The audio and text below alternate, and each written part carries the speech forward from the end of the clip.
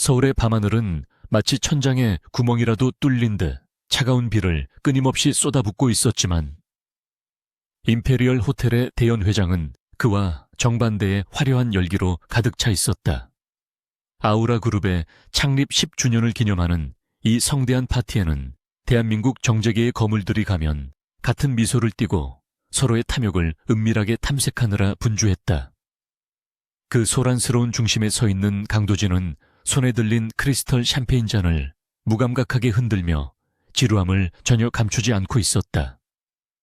그는 이 거대한 기업 제국의 절대적인 지배자였으나 정작 이 순간 그를 감싸고 있는 것은 군중 속의 철저한 고독과 위선에 대한 혐오뿐이었다. 도진의 날카로운 눈빛이 연 회장을 천천히 훑을 때마다 사람들은 본능적으로 어깨를 움츠리면서도 그의 압도적인 위압감과 남성미에 매혹되어 차마 시선을 떼지 못했다. 화려한 샹들리에의 빛이 닿지 않는 연 회장의 어두운 구석에서 한서윤은 마치 깊은 물속에서 솟구쳐 나온 사람처럼 거칠게 숨을 몰아쉬며 눈을 떴다. 흉부를 관통하던 끔찍한 통증과 자결감이 생생하게 남아있어 그녀는 본능적으로 가슴을 움켜쥐었지만 손에 닿는 것은 매끄러운 피부와 차가운 드레스의 감촉뿐이었다. 서윤은 떨리는 손을 들어 자신의 멀쩡한 손바닥을 응시하다가 이내 주위를 둘러보며 혼란스러운 시선을 고정시켰다. 눈앞에 펼쳐진 광경은 그녀가 죽음을 맞이하기 정확히 3년 전인 운명의 그날 밤과 소름 끼치도록 똑같았다. 이날은 강도진을 노린 대규모 암살 시도가 벌어졌던 날이자 그가 피도 눈물도 없는 폭군으로 변모하여 결국 파멸의 길을 걷게 되는 비극의 시작점이었다. 고요하던 연 회장의 공기가 일순간 찢어지는 듯한 폭발음과 함께 산산조각이 나며 평화로웠던 파티장은 순식간에 아수라장으로 변해버렸다. 웨이터로 위장하고 있던 수십 명의 암살자들이 테이블 밑에 숨겨두었던 자동소총을 꺼내들고 무차별 사격을 가하기 시작했고 비명소리가 우아한 클래식 음악을 집어삼켰다. 훈련된 경호원들이 대응 사격을 하며 방어선을 구축하려 했지만 기습적인 공격에 속수무책으로 쓰러져 나갔고 붉은 피가 대리석 바닥을 적셨다. 강도진은 당황하지 않고 민첩하게 몸을 날려 언패물 뒤로 숨으며 품 안에 감추어 두었던 권총을 꺼내 들었다. 그의 눈동자는 공포 대신 차가운 분노로 번득였고 망설임 없이 방아쇠를 당겨 가장 먼저 접근해오던 적의 미간을 정확히 꿰뚫어 버렸다. 한서윤은 혼란에 빠진 군중들이 출구로 몰려드는 와중에도 흐트러짐 없이 드레스의 긴 자락을 과감하게 찢어버리고 맨발로 바닥을 박차고 나갔다. 그녀의 머릿속에는 오직 강도진을 살려야 한다는 강박적인 일념만이 가득했고 그것은 단순한 충성심을 넘어선 처절한 생존 본능이었다. 그녀는 테이블 위에 놓여있던 날카로운 은제 나이프를 집어들고 도진의 등 뒤를 노리는 암살자를 향해 전력으로 투척했다. 은색 섬광이 허공을 가르고 날아가 정확히 암살자의 목덜미에 꽂혔고 남자는 비명도 지르지 못한 채 바닥으로 고꾸라졌다. 서윤은 그 틈을 타 질풍처럼 달려들어 또 다른 적의 팔을 꺾고 그가 들고 있던 총기를 탈취해 능숙하게 장전했다. 갑작스러운 지원 사격에 강도진은 고개를 돌려 자신의 등 뒤를 지켜준 정체불명의 여자를 응시했고 그 짧은 찰나의 두 사람의 시선이 허공에서 강렬하게 부딪혔다.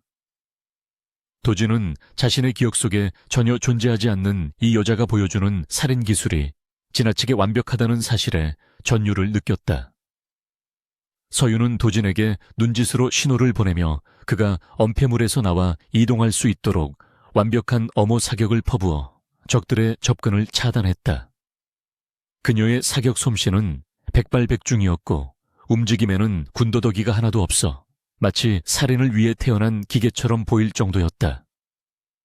도진은 의구심을 품을 겨를도 없이 본능적으로 그녀의 리드에 따라 몸을 움직이며 포위망을 뚫기 시작했다.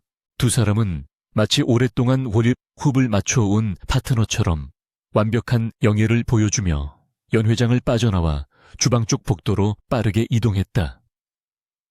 좁은 복도에서 마주친 적들은 서윤의 화려하고 잔혹한 근접 격투 기술 앞에서 추풍낙엽처럼 쓰러졌고 도진 역시 냉철한 판단력으로 적의 급소를 가격했다.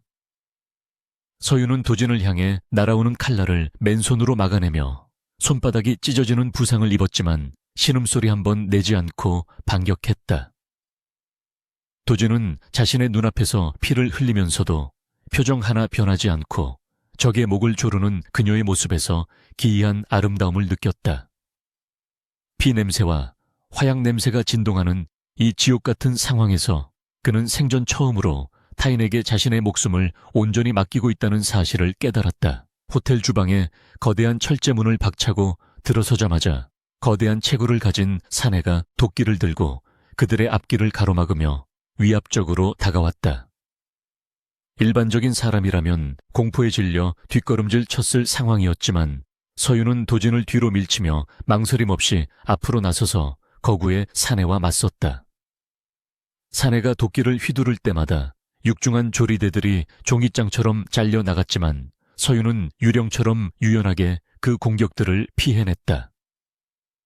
그녀는 사내의 빈틈을 노려 날렵하게 슬라이딩을 하며 그의 발목 힘줄을 정확하게 베어버렸고 거대한 몸뚱이가 중심을 잃고 휘청거렸다.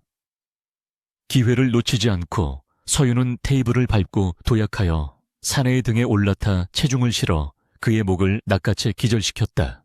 모든 적들이 제압되고 주위가 고요해지자 긴장이 풀린 서윤의 몸이 휘청거리며 차가운 타일 바닥으로 무너져 내리려 했다. 강도진은 반사적으로 팔을 뻗어 쓰러지는 그녀를 단단히 받아 안았고 그녀의 가녀린 몸이 자신의 품 안으로 힘없이 파고드는 것을 느꼈다. 서윤의 하얀 얼굴은 과다 출혈로 인해 창백하게 질려 있었고 이마에는 식은땀이 송골송골 맺혀 있었지만 눈빛만은 여전히 형형하게 빛나고 있었다. 도진은 자신의 셔츠 소매를 찢어 그녀의 손바닥 상처를 지혈하며 떨리는 목소리로 대체 당신 정체가 무엇이냐고 낮게 으르렁거렸다. 서윤은 희미해지는 의식 속에서도 도진의 넥타이를 잡아당기며 빚을 갚았으니 이제 자신을 책임지라는 알 수 없는 말을 남기고 눈을 감았다. 뒤늦게 도착한 경찰 특공대와 아우라 그룹의 보안팀이 현장을 통제하기 시작했지만 강도진은 의료진에게 서윤을 넘겨주기를 거부하고 직접 그녀를 안아들었다. 그의 흰 셔츠는 그녀의 피로 붉게 물들어 있었지만 그는 그 사실조차 인지하지 못한 채 오직 품 안의 여자에게만 온 신경을 집중하고 있었다. 보안팀장이 다가와 안전을 위해 그녀의 신원을 먼저 확인해야 한다고 조언했지만 도진은 차가운 눈빛으로 그를 제지하며 당장 차를 대라고 명령했다. 그는 이 정체불명의 여자가 깨어날 때까지 단 한순간도 자신의 시야에서 벗어나게 하지 않겠다는 강한 소유욕을 느끼고 있었다. 그것은 단순한 호기심이나 생명의 은인에 대한 감사를 넘어선 설명할 수 없는 원초적인 갈망이었다. 빗줄기를 뚫고 질주하는 리무진 뒷좌석에서 도진은 의식을 잃은 서윤의 머리를 자신의 무릎에 뉘어놓고 젖은 머리카락을 조심스럽게 넘겨주었다. 차창 밖으로 스쳐 지나가는 도시의 불빛들이 그녀의 창백한 얼굴 위로 그림자를 들이울 때마다 도진의 심장은 불규칙하게 요동쳤다. 그는 태어나서 단 한 번도 누군가를 위해 자신의 규칙을 깬 적이 없었지만 오늘 밤 그는 스스로 정한 모든 원칙을 무시하고 있었다. 비서실장에게 전화를 걸어 대한민국 최고의 의료진을 자신의 저택으로 소집하라고 지시하는 그의 목소리에는 평소와 다른 절박함이 묻어 있었다. 도진은 서윤의 손목에 있는 맥박을 확인하며 그녀가 살아있음을 끊임없이 확인했고 그 온기가 사라질까봐 두려워하는 자신을 발견하고 당혹스러워했다. 도진의 개인 저택에 도착하자마자 미리 대기하고 있던 의료진들이 서윤을 긴급 수술실로 옮겼고 도진은 피 묻은 옷을 갈아입지도 않은 채 수술실 앞을 지켰다. 그는 비서실장이 가져온 서류 봉투를 낚아채듯 받아들고 그 자리에서 서윤에 대한 뒷조사 결과를 맹렬하게 읽어 내려갔다.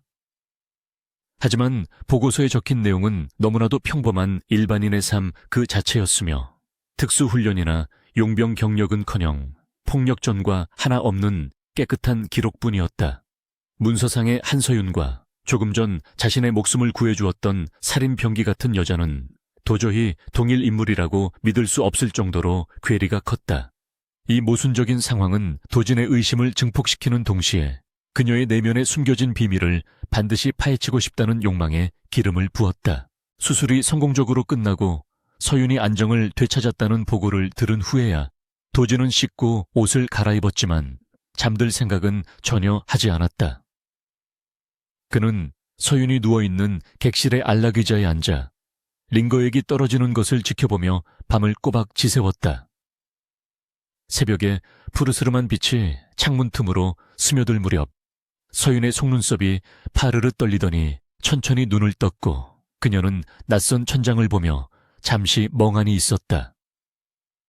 곧이어 시선을 돌려 자신을 응시하고 있는 도진과 눈이 마주쳤을 때 그녀는 놀라는 기색 없이 담담하게 그 시선을 받아냈다. 그 침착함은 도진을 더욱 자극했고 그는 자리에서 일어나 천천히 침대로 다가가 그녀의 위를 덮치듯 몸을 기울였다. 두 사람 사이에는 팽팽한 긴장감이 감돌았고 도진은 서윤의 턱을 거칠게 잡아 올리며 누구의 사주를 받고 자신에게 접근했는지 추궁했다. 서윤은 고통을 참아내며 흔들림 없는 눈빛으로 도진을 똑바로 응시했고 자신은 누구의 명령도 받지 않으며 오직 자신의 의지로 움직인다고 대답했다. 그녀는 도진에게 거래를 제안하며 자신의 능력이 필요할 테니 곁에 두어 달라고 말했고 대신 자신을 보호해줄 힘을 빌려달라고 요구했다. 도진은 그녀의 당돌한 제안에 헛웃음을 지었지만 내심 그녀가 제발로 자신의 울타리 안으로 들어오겠다고 한 것에 만족감을 느꼈다. 그는 서윤의 입술이 닿을 듯 가까운 거리에서 그녀의 제안을 수락하며 대신 배신하는 순간 지옥을 보게 될 것이라고 경고했다. 그날 아침부터 한서윤은 공식적으로 강도진의 수행비서이자 개인 경호원이라는 직함을 달고 그의 그림자가 되어 저택에 머물게 되었다. 도진은 그녀에게 저택 내의 모든 통신기기 사용을 금지하고 외부와의 접촉을 철저히 차단하며 그녀를 완벽하게 고립시켰다. 하지만 서윤은 그러한 조치들을 예상했다는 듯 묵묵히 받아들이며 오히려 도진의 곁에서 그를 관찰하고 미래의 위협에 대비할 계획을 세웠다. 창밖에는 밤새 내리던 비가 그치고 맑은 햇살이 비치고 있었지만 저택 안에는 두 남녀의 위험한 동거가 시작되면서 묘한 기류가 흐르고 있었다. 운명의 수레바퀴는 이미 궤도를 벗어나 새로운 방향으로 구르기 시작했고 그 끝이 파멸일지 구원일지는 아무도 알 수 없었다. 강도진의 개인 서재는 마치 중세시대에 성주가 머무는 공간처럼 위압적이고 고풍스러운 분위기를 자아내고 있었다. 짙은 마호가니 책상 뒤에 앉아있는 도진은 서류 결제를 하던 만년필을 내려놓고 맞은편에 꼿꼿하게 서 있는 한서윤을 날카로운 눈빛으로 올려다보았다. 그녀의 몸에는 아직 어젯밤의 격전이 남긴 상처들이 희미하게 남아있었지만 붕대로 감겨진 팔과 목덜미는 오히려 그녀의 퇴폐적인 아름다움을 더욱 부각시키고 있었다. 도진은 테이블 위에 놓인 두꺼운 계약서를 턱짓으로 가리키며 그녀에게 서명할 것을 종용했다. 그것은 단순한 고용계약서가 아니라 그녀의 일거수일투족을 구속하고 그녀의 모든 권리를 도진에게 양도한다는 내용을 담은 현대판 노예 문서나 다름없었다. 서윤은 계약서의 내용을 꼼꼼히 읽어 내려갔지만 불공정한 조항들에 대해 단 한마디의 불평도 하지 않고 담담한 표정을 유지했다. 그녀는 이미 이 남자의 소유욕과 집착이 얼마나 지독한지 미래의 기억을 통해 뼈저리게 알고 있었기에 이러한 구속조차도 예상했던 범주 안에 있었다. 서윤이 망설임 없이 계약서 마지막 장에 서명을 마치자 도진의 입계에는 만족스러움과 동시에 기이한 소유욕이 서린 미소가 번졌다.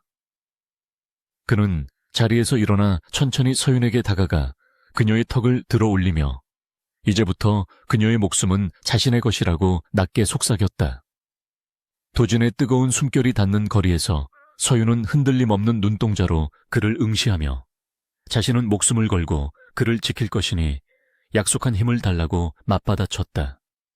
두 사람 사이에는 팽팽한 긴장감이 감돌았고 그것은 단순한 상사와 부하의 관계를 넘어선 위험한 기류를 형성하고 있었다. 도준은 그녀의 당돌함이 마음에 들었는지 짧게 웃음을 터뜨리며 그녀에게 새로운 신분증과 최신형 스마트폰, 그리고 무제한으로 사용할 수 있는 법인 카드를 건네주었다. 하지만 그 모든 물건에는 도청 장치와 위치 추적기가 심어져 있다는 사실을 굳이 숨기려 하지 않았고 서윤 역시 그것을 알고 있다는 듯 무심하게 받아 챙겼다. 그날 오후 도준은 서윤의 실력을 직접 검증하고 아우라그룹의 보안 팀원들에게 그녀의 존재를 각인시키기 위해 저택지하에 위치한 대규모 훈련장으로 그녀를 데려갔다. 훈련장에는 이미 도진의 최정예 경호원들이 도열해 있었고 그들은 갑자기 나타난 가녀린 여자가 보수로부터 파격적인 대우를 받는 것에 대해 노골적인 불만을 드러내고 있었다. 도진은 훈련장 한가운데 놓인 의자에 거만하게 다리를 꼬고 앉아 보안팀장에게 서윤과 대련해 볼 것을 지시했다. 보안팀장은 특수부대 출신의 거구로 근육질의 몸매와 흉터투성이의 얼굴이 위협적인 사내였는데 그는 서윤을 비웃으며 봐주지 않겠다고 으름장을 놓았다. 서윤은 아무런 대꾸 없이 재킷을 벗어 던지고 와이셔츠 소매를 걷어 올리며 차분하게 전투태세를 갖추었다. 그녀의 눈빛이 순식간에 차갑게 가라앉자 훈련장의 공기가 무겁게 내려앉았고 도진은 흥미로운 듯 몸을 앞으로 기울였다. 대련 시작 신호가 떨어지자마자 보안팀장은 묵직한 주먹을 휘두르며 맹수처럼 달려들었지만 서윤은 최소한의 움직임으로 그의 공격을 유려하게 흘려보냈다. 그녀는 상대의 힘을 역이용하여 그의 팔을 잡아당기며 명치를 가격했고 덩치 큰 사내가 비틀거리는 틈을 타 무릎으로 턱을 강타했다. 둔탁한 타격음과 함께 보안팀장이 바닥에 쓰러지자 지켜보던 경호원들은 믿을 수 없다는 듯 경악을 금치 못했다. 하지만 서윤은 거기서 멈추지 않고 달려드는 다른 대원들까지 순식간에 제압해버리며 압도적인 무력을 과시했다. 그녀의 움직임은 교과서적인 무술이 아니라 살인을 위해 최적화된 실전 기술들의 집약체였으며 급소를 정확히 노리는 잔혹함이 묻어 있었다. 도진은 바닥에 널브러진 자신의 부하들과 그 가운데 우뚝 서서 거친 숨을 몰아쉬는 서윤을 보며 전율을 느꼈다. 피 냄새를 풍기는 그녀의 모습은 그에게 있어 그 어떤 보석보다도 빛나고 치명적인 매력으로 다가왔다. 대련이 끝난 후 도진은 서윤에게 다가가 손수건으로 그녀의 이마에 맺힌 땀을 닦아주며 부하들에게 앞으로 그녀의 명령이 곧 자신의 명령이라고 선포했다. 굴욕감을 느낀 보안팀원들은 고개를 숙이며 복명했고 서윤은 단숨에 아우라그룹 보안 조직의 실질적인 2인자로 자리매김했다. 도진은 그녀를 자신의 전용 리무진에 태워 시내 중심계에 위치한 최고급 부티크로 데려갔다. 그는 그녀가 입고 있던 피 묻고 찢어진 옷들을 버리고 자신의 취향에 맞는 옷들로 그녀를 머리부터 발끝까지 새롭게 치장하기 시작했다. 디자이너들이 분주하게 움직이며 수십 벌의 정장과 드레스를 가져왔고 도진은 소파에 앉아 그녀가 옷을 갈아입고 나올 때마다 고개를 끄덕이거나 까다롭게 지적하며 인형 놀이를 하듯 그녀를 꾸몄다. 서윤은 불편한 기색을 내비치지 않고 도진이 골라주는 옷들을 묵묵히 입었는데 이는 그녀가 과거의 자존심을 버리고 오로지 복수를 위해 철저히 그에게 순종하기로 결심했기 때문이었다. 완벽하게 세팅된 검은색 정장 차림의 서윤은 냉철하고 지적인 비서의 모습과 날카로운 경호원의 분위기를 동시에 풍기며 도진의 곁에 섰다. 도진은 그녀의 모습에 만족하며 그녀를 데리고 아우라그룹 본사로 향했는데 그들의 등장은 회사 로비에 들어서는 순간부터 직원들의 폭발적인 관심을 불러일으켰다. 평소 여자라고는 거들떠보지도 않던 냉혈한 회장이 낯선 미모의 여성을 최측근으로 대동하고 나타났다는 사실은 순식간에 사내 메신저를 통해 퍼져나갔다. 엘리베이터가 최상층인 회장실로 올라가는 동안 좁은 공간 안에서 도진은 서윤의 허리를 감싸 안으며 다른 놈들이 쳐다보는 게 마음에 들지 않는다고 투덜거렸다. 서윤은 그의 질투 어린 투정을 무시하며 오늘 있을 임원회의의 자료를 머릿속으로 정리하고 있었다. 그녀는 알고 있었다. 오늘 회의에서 도진을 함정에 빠뜨리려는 배신자가 누구인지, 그리고 그가 어떤 방식으로 공격해 올지 미래의 기억 속에 선명하게 남아있었기 때문이었다.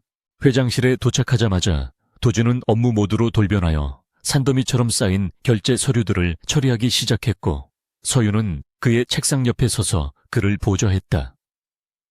도진은 일부러 그녀를 시험하기 위해 복잡한 재무제표의 오류를 찾아내라거나 까다로운 해외 파트너와의 협상 전략을 짜보라는 등 비서의 업무 범위를 넘어선 지시들을 내렸다. 하지만 서윤은 당황하지 않고 미래에서 쌓았던 경영 지식과 경험을 바탕으로 완벽한 해결책들을 제시하여 도진을 놀라게 만들었다.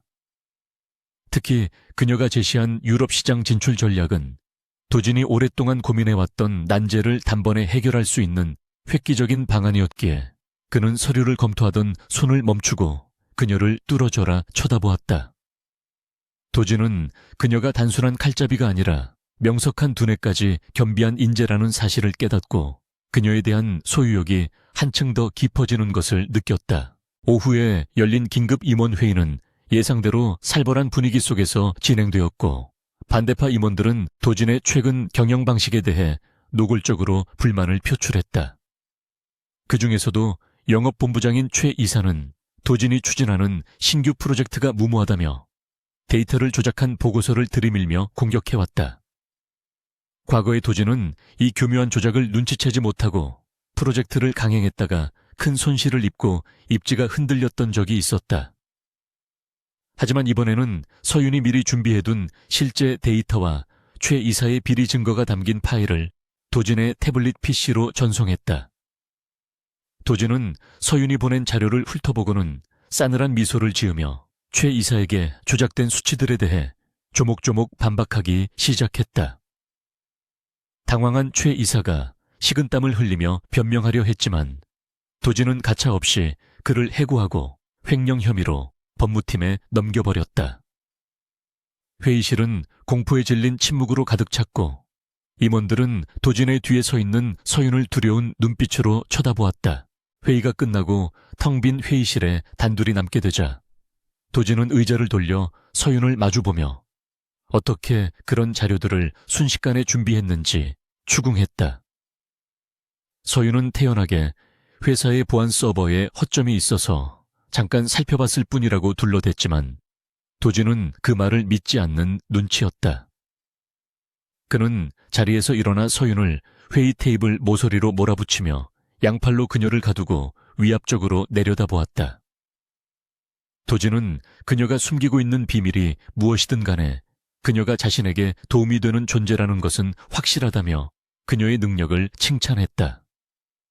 하지만 동시에 그는 그녀가 자신의 통제를 벗어나려 하거나 자신을 배신한다면 지구 끝까지 쫓아가서라도 응징할 것이라고 경고하며 그녀의 귓가에 입술을 갖다 대었다.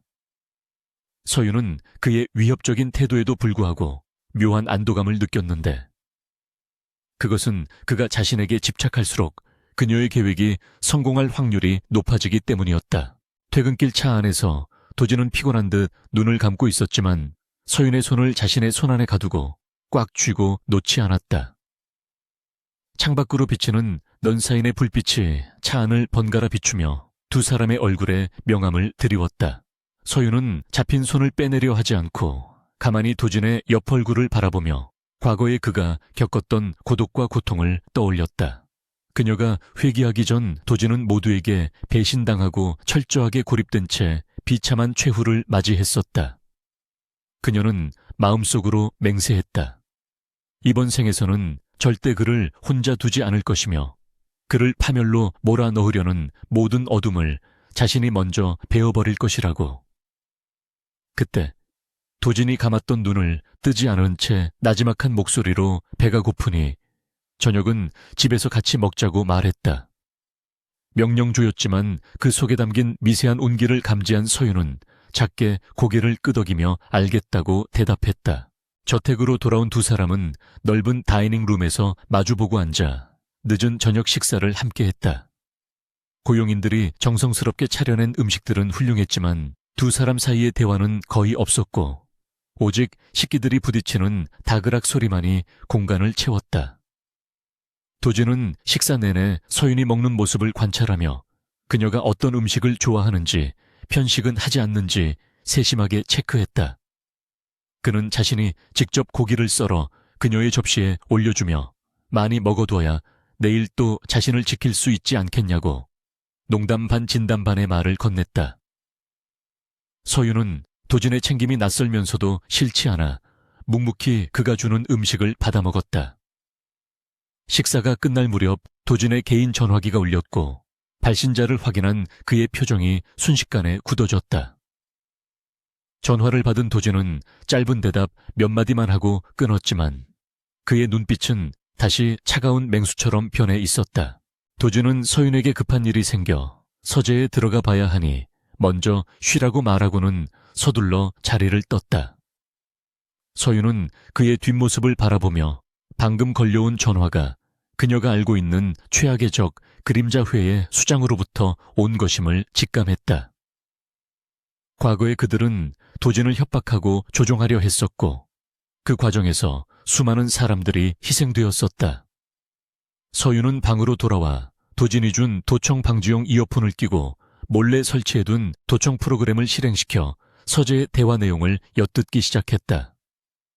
예상대로 도진은 누군가와 격렬하게 통화하고 있었고 상대방은 도진의 약점을 잡고 협박하고 있는 듯했다.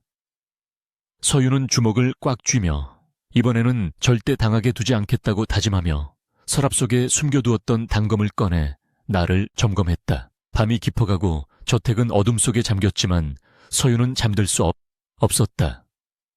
그녀는 발코니로 나와 차가운 밤 공기를 들이마시며 앞으로 다가올 폭풍우를 예감했다. 도진은 그녀를 자신의 새장 안에 가두었다고 생각하겠지만 사실은 그녀가 스스로 그 새장 안으로 들어온 것이었다. 그녀는 이 화려하고 위험한 새장 안에서 가장 날카로운 칼날이 되어 도진을 위협하는 모든 것들을 찢어밟길 준비가 되어 있었다. 그때 옆방의 발코니 문이 열리고 도진이 밖으로 나왔다.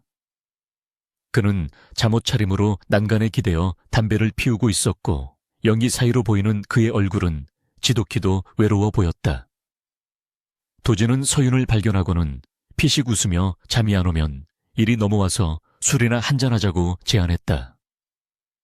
서윤은 잠시 망설이다가 난간을 훌쩍 뛰어넘어 그의 발코니로 착지했고 도진은 그런 그녀의 행동이 이제는 놀랍지도 않다는 듯 미리 준비해둔 위스키 잔을 건넸다.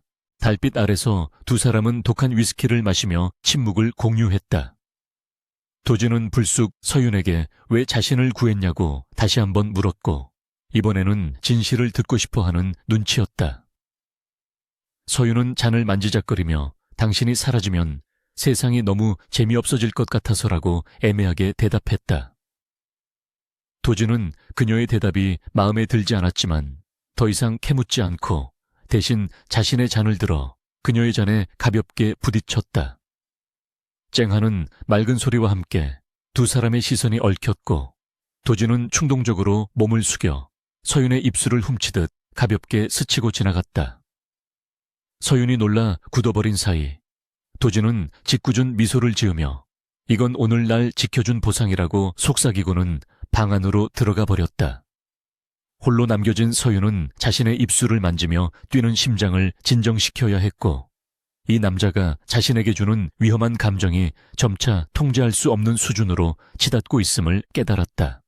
아우라 그룹의 본사 최상층 회장실은 숨막힐 듯한 정적이 감돌고 있었지만 그 안에서는 보이지 않는 전쟁이 치열하게 벌어지고 있었다.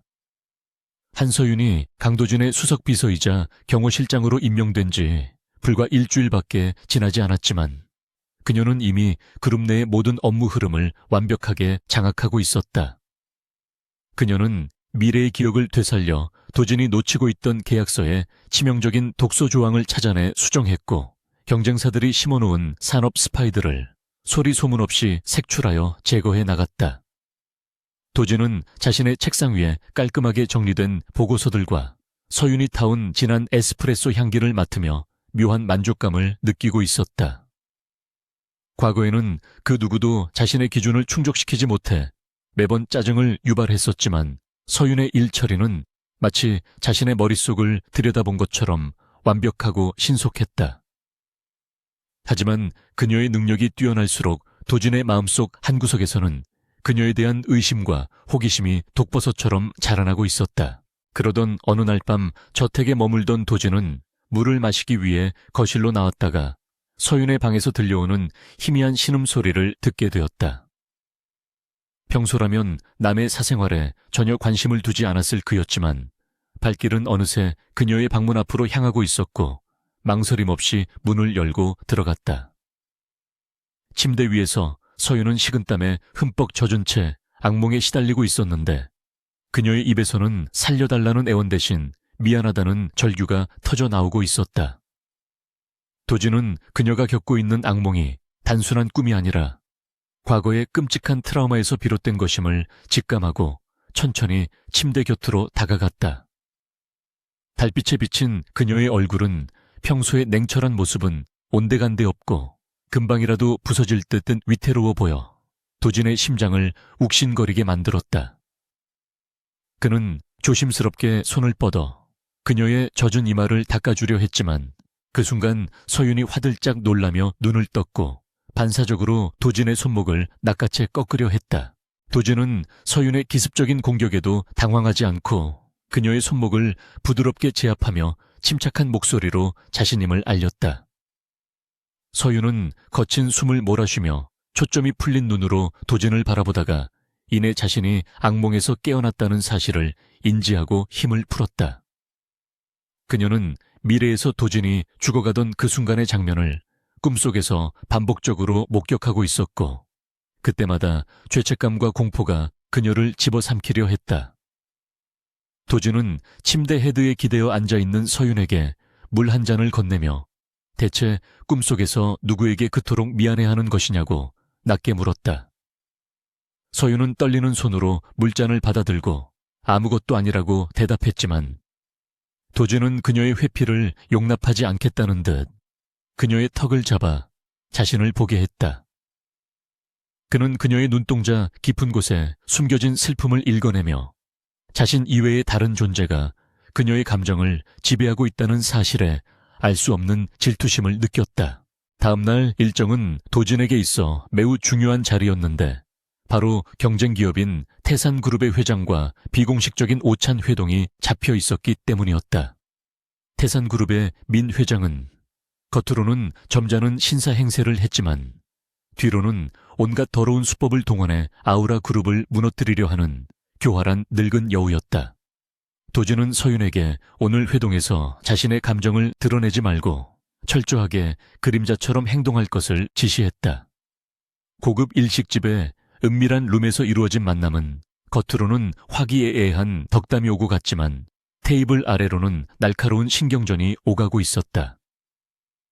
민 회장은 도진의 옆에 앉아있는 서윤을 음흉한 눈빛으로 훑어보며 비서치고는 지나치게 미인이라며 도진의 취향이 바뀌었냐고 비아냥거렸다. 도진은 불쾌한 기색을 감추며 찻잔을 들어 올렸지만 잡고 있는 손에 힘줄이 돋아날 정도로 분노를 억누르고 있었다. 민 회장은 도진의 침묵을 약점으로 착각하고 더욱 기고만장해져 서윤에게 직접 말을 걸기 시작했다. 그는 술잔을 서윤의 앞으로 밀며 회장님을 잘 모시려면 술 따르는 법부터 배워야 하지 않겠냐며 노골적으로 그녀를 희롱했다. 서윤은 표정 하나 바꾸지 않고 정중하게 거절했지만 민 회장은 갑자기 손을 뻗어 서윤의 손등을 덮치듯 잡으며 자신의 회사로 오면 훨씬 더 좋은 대우를 해주겠다고 뻔뻔한 제안을 던졌다. 서윤은 민 회장의 손목을 당장이라도 부러뜨리고 싶었지만 도진의 계획을 망칠까봐 주먹을 꽉 쥐며 참아내고 있었다. 그 순간 쨍그랑하는 소리와 함께 도진이 들고 있던 찻잔이 바닥에 떨어져 산산조각이 났고 룸 안의 모든 시선이 그에게로 쏠렸다. 도진의 얼굴에는 더 이상 사교적인 미소 따위는 남아있지 않았고 오직 살기를 띤 차가운 분노만이 이글거리고 있었다. 강도준은 자리에서 벌떡 일어나 민 회장의 멱살을 잡고 거칠게 테이블 위로 내동댕이 쳤다. 곁에 있던 민 회장의 경호원들이 움직이려 했지만 서윤이 순식간에 날아올라 그들의 급소를 가격하며 제압해 버렸다. 도진은 공포에 질려 바들바들 떨고 있는 민 회장의 얼굴 가까이 다가가 놨고 위협적인 목소리로 경고했다. 감히 내 사람에게 손을 대다니 죽고 싶어서 환장한 게 아니라면 당장 그 더러운 손목을 잘라버리기 전에 꺼지라고 으르렁거렸다. 민 회장은 도진의 눈에서 진심 어린 살의를 느끼고 비명을 지르며 꼬리를 내리고 도망치듯 룸을 빠져나갔다. 난장판이 된 룸에 단둘이 남겨지자 도진은 거친 숨을 몰아쉬며 서윤을 향해 돌아섰다. 그의 눈빛은 방금 전의 분노와는 또 다른 종류의 뜨거운 열기로 가득 차 있었고 서윤은 본능적으로 뒷걸음질 쳤지만 벽에 가로막혀 더 이상 물러설 곳이 없었다. 도진은 서윤을 벽으로 밀어붙이고 양팔로 그녀를 가두며 왜 그 늙은이가 만지는데 가만히 있었냐고 소리쳤다. 서윤은 당신의 사업을 망치고 싶지 않아서 참았을 뿐이라고 항변했지만 도진에게는 그 말이 전혀 들리지 않는 듯 했다. 그는 서윤의 손을 거칠게 잡아당겨 자신의 가슴 위에 얹으며 앞으로 그 누구도 너를 건드리지 못하게 할 것이며 너 또한 다른 놈이 너를 보게 해서는 안 된다고 명령했다. 도진의 말은 부탁이나 제안이 아니라 절대적인 복종을 요구하는 폭군의 선언과도 같았다. 서윤은 그의 강압적인 태도에 반발심을 느끼면서도 동시에 그가 보여주는 맹목적인 보호 본능에 가슴 한구석이 저려오는 것을 느꼈다. 과거의 도진은 항상 혼자 모든 짐을 짊어지려 했지만 지금의 그는 서윤을 자신의 영역 안에 들이고 철저하게 소유하려 하고 있었다. 저택으로 돌아오는 차 안에서 두 사람 사이에는 숨막힐 듯한 침묵만이 흘렀다. 도진은 창밖을 응시하며 끓어오르는 화를 사귀고 있었고 서윤은 자신의 손등에 남은 민 회장의 불쾌 한 감촉을 지워내듯 문지르고 있었다. 도진은 룸미러를 통해 그 모습을 지켜보다가 갑자기 운전기사에게 차를 세우라고 소리쳤다. 차가 갓길에 급정거하자 도진은 뒷좌석 문을 열고 서윤을 끌어내려 근처에 있는 한강공원 벤치로 데려갔다. 차가운 강바람이 두 사람의 열기를 식혀주는 듯했지만 도진의 마음속 불길은 여전히 꺼지지 않고 있었다. 그는 서윤의 손을 잡고 물수건으로 민 회장이 닿았던 부위를 빨개지도록 문질러 닦아내기 시작했다. 마치 그녀에게 묻은 오물을 씻어내려는 듯한 강박적인 행동에 서윤은 당황하여 그를 말리려 했지만 도진은 멈추지 않았다. 서여윤은 도진의 손을 맞잡으며 이제 그만하라고 다급하게 외쳤고 그제야 도진은 행동을 멈추고 고개를 들어 그녀를 바라보았다. 그의 눈동자는 흔들리고 있었고 그 속에는 분노와 소유욕 그리고 알 수 없는 두려움이 뒤섞여 있었다. 도진은 서윤을 품에 와락 끌어안으며 쉰 목소리로 속삭였다. 네가 내 곁에 있는 한 너는 내 것이다. 너의 머리카락 한 올부터 손가락 끝까지 전부 내 소유라고 말했다. 서윤은 그의 품 안에서 심장이 터질 듯 뛰는 소리를 들으며 이것이 단순한 고용 관계를 넘어선 위험한 집착의 시작임을 깨달았다. 하지만 그녀는 그를 밀어내지 않고 조용히 그의 등에 손을 올렸다. 그녀에게 필요한 것은 도진의 권력이었고 도진에게 필요한 것은 서윤이라는 존재 그 자체였기에 두 사람은 서로를 이용하면서도 서로에게 빠져드는 모순적인 관계를 맺고 있었다. 그날 밤 도진은 서윤의 방문 앞에 서서 오랫동안 망설이다가 결국 돌아섰다. 그는 자신이 서윤에게 느끼는 감정이 사랑인지 아니면 단순한 소유욕인지 혼란스러워하고 있었다.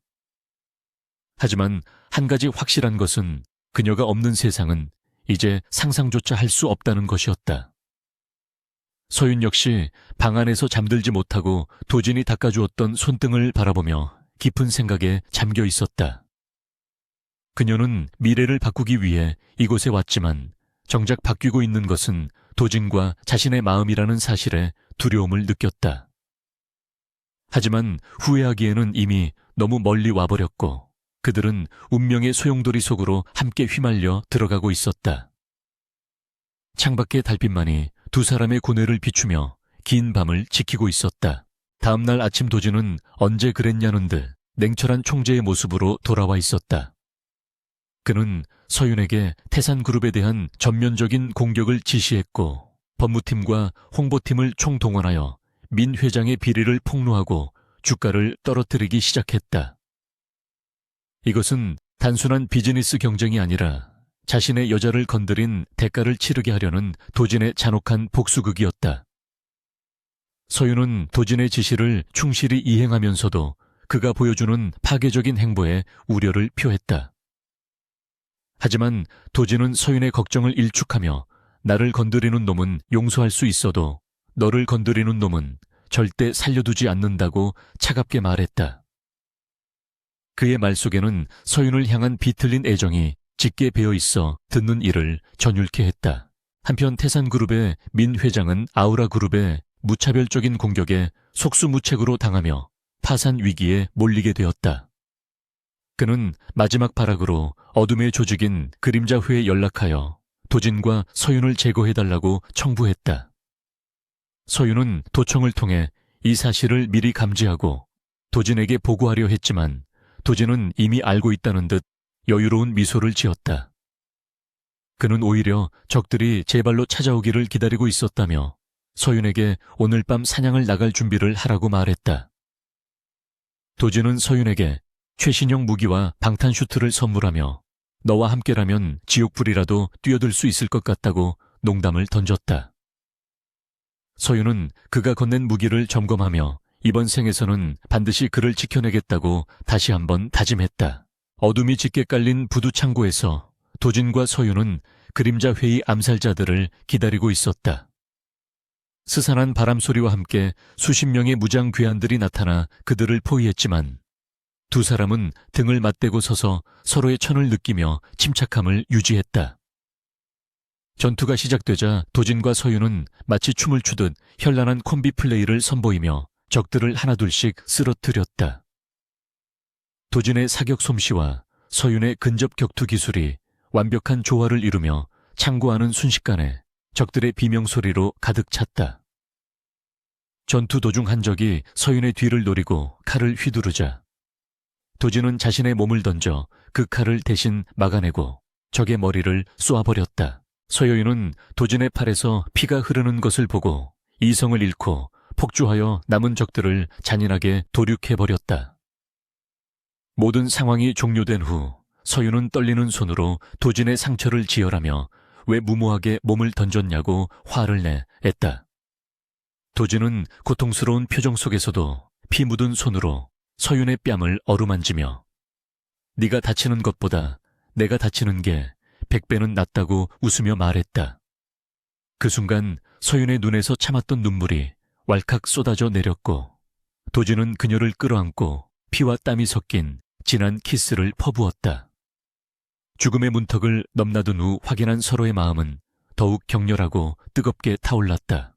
그날 이후 도진의 집착은 더욱 노골적이고 집요해졌다.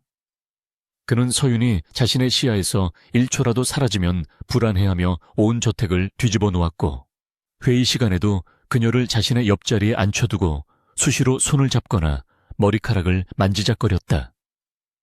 직원들은 총재의 기행에 수군거렸지만 아무도 감히 입 밖으로 내지는 못했다. 서윤은 도진의 이러한 행동이 부담스러웠지만 한편으로는 그가 자신에게 의지하고 있다는 사실에 안도감을 느끼기도 했다. 그녀는 도진을 치유하고 구원하기 위해 왔지만 이제는 자신이 도진에게 구원받고 있는지도 모른다는 생각이 들었다. 두 사람의 운명은 이제 뗄래야 뗄 수 없는 하나의 덩어리가 되어 거대한 파도를 향해 나아가고 있었다. 서울 도심의 화려한 야경이 한눈에 내려다 보이는 펜트하우스 드레스룸에서 강도진은 한서윤의 목에 차가운 감촉의 블루 사파이어 목걸이를 직접 걸어주며 거울 속의 그녀를 응시하고 있었다. 깊은 밤하늘을 닮은 짙은 네이비색 벨벳 드레스는 서윤의 창백하리만치 하얀 피부와 완벽한 대조를 이루며 그녀의 고혹적인 매력을 극대화하고 있었지만 도진의 눈빛은 아름다움을 감상하는 것을 넘어선 지독한 소유욕으로 이글거렸다. 그는 목걸이에 잠금 장치를 채운 뒤 그녀의 가녀린 어깨에 손을 올리고 천천히 쓸어내리며 오늘 밤 파티장에 있는 그 어떤 놈도 너를 쳐다보게 두지 않겠다고 낮게 으르렁거렸다. 서윤은 거울을 통해 도진의 강렬한 시선을 피하지 않고 마주보며 당신의 명예를 지키기 위해서라면 기꺼이 그들의 시선을 감내하고 이용할 것이라고 차분하게 대답했다. 도진은 그녀의 당당한 태도에 묘한 희열을 느끼며 그녀의 귓가에 입술을 대고 오늘 밤 너는 나의 방패가 아니라 나의 여왕으로서 그들 위해 군림해야 한다고 속삭였다. 그들이 향하는 곳은 대한민국 최상류층 사교클럽인 로열 소사이어티가 주최하는 자선 가면 무도회였지만 실상은 정적의 거물들이 모여 은밀한 거래와 배신을 모의하는 추악한 욕망의 장이었다. 리무진 안에서 도진은 서윤의 손을 자신의 허벅지 위에 올려놓고 깍지를 낀 채 놓아주지 않았는데 그의 손바닥에서 느껴지는 열기가 그녀의 긴장감을 조금씩 녹여주고 있었다. 도진은 오늘 참석하는 인물들 중 특히 주의해야 할 몇 명의 주요 인사들에 대해 브리핑을 해주며 그들이 겉으로는 웃고 있어도 속으로는 언제든지 등 뒤에서 칼을 꽂을 수 있는 하이에나 같은 자들이라고 경고했다. 서윤은 이미 미래의 기억을 통해 그들의 약점과 비리를 모두 꿰뚫고 있었지만 도진의 조언을 경청하며 머릿속으로 오늘의 작전을 시뮬레이션하고 있었다. 그녀의 목표는 단순히 도진을 보좌하는 것이 아니라 도진을 파멸로 몰고 갈 거대한 음모의 핵심 인물을 찾아내어 그 싹을 미리 잘라버리는 것이었다. 연 회장에 들어서자마자 쏟아지는 수많은 시선들과 화려한 샹들리에의 불빛이 두 사람을 감쌌지만 도진과 서윤은 그 압박감 속에서도 조금의 흐트러짐 없이 우아하게 걸음을 옮겼다. 가면으로 얼굴의 절반을 가린 사람들은 서로의 정체를 짐작하면서도 모르는 척 가식적인 인사를 나누고 있었고 공기 중에는 최고급 향수 냄새와 섞인 기묘한 긴장감이 감돌고 있었다. 도진이 허리에 손을 두른 채 서윤을 에스코트하며 홀 중앙으로 나아가자 사람들의 시선은 자연스럽게 낯선 여인인 서윤에게 집중되었고 곳곳에서 수군거리는 소리가 들려왔다. 남자들은 그녀의 신비로운 아름다움에 매혹되어 넋을 잃었고 여자들은 도진의 옆자리를 차지한 그녀를 질투 어린 시선으로 쏘아보았지만 서윤은 그 모든 시선을 무심하게 받아 넘겼다. 그녀는 도진의 팔에 가볍게 의지한 채 날카로운 눈빛으로 연 회장 구석구석을 살피며 자신을 죽음으로 몰고 갔던 그림자 조직의 수장을 찾고 있었다.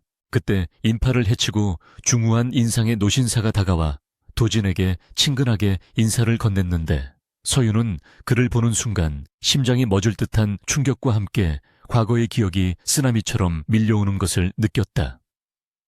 그는 바로 정계의 실세이자 겉으로는 청렴한 이미지를 가지고 있지만 뒤로는 온갖 불법적인 일들을 조종하며 아우라 그룹을 공중분해시켰던 장본인인 정 회장이었다.